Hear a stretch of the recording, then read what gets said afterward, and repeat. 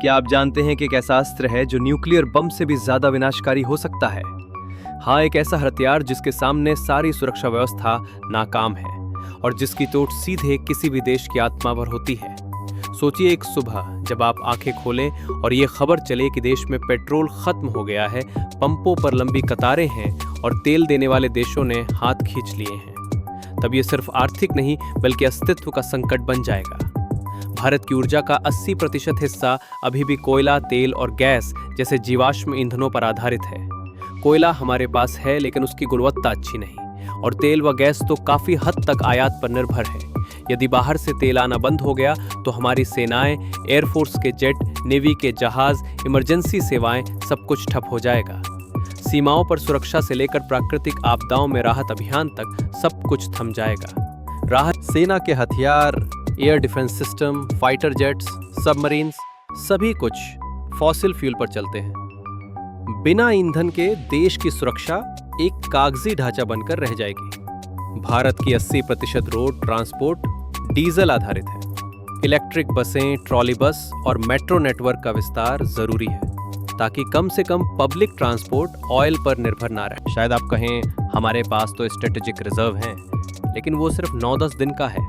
इतनी कम अवधि के लिए या तो सेना को ईंधन दो या नागरिकों को, दोनों को नहीं दिया जा सकता। और यही बनता है असली संकट। ट्रांसपोर्ट रुकने का मतलब है दवाइयाँ, राशन, सब्जियाँ, दूध, सब कुछ बाजार से गायब हो जाना। सप्लाई चेन टूटेगी, ब्लैक मार्केटिंग बढ़ेगी, दंगे फसाद होंगे।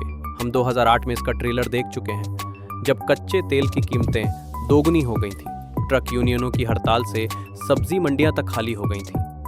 अब सोचिए, अगर तेल मिलना ही बंद हो जाए तो क्या होगा?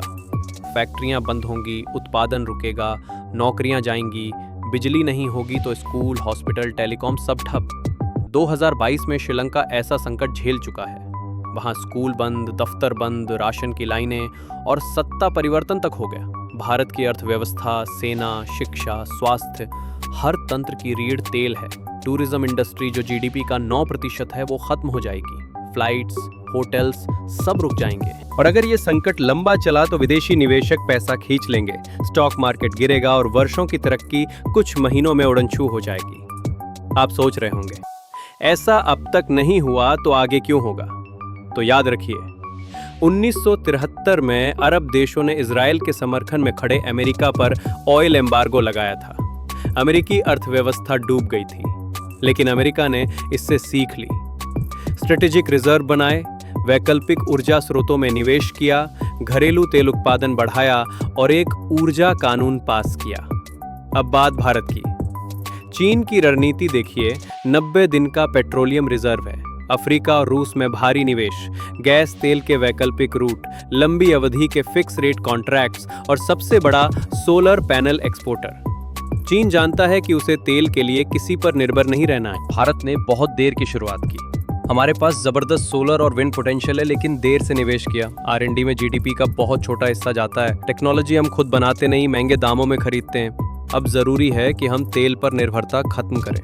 थोरियम के रिसोर्स को खोलें, रूफटॉप सोलर को जन आंदोलन बनाएं, नॉर्थ ईस्ट में बड़े बांध और पावर प्लांट्स बनाएं, अफ्रीका और मध्य एशिया में डायरेक्ट स्टेक लें, लिथियम के लिए लॉन्ग टर्म डील करें, फ्लोटिंग सोलर पार्क्स की संख्या बढ़ाएं। गुजरात और राजस्थान जैसे राज्य सौर ऊर्जा के मामले में सोने की खान है, उन्हें फुल पोटेंशियल से विकसित करना होगा।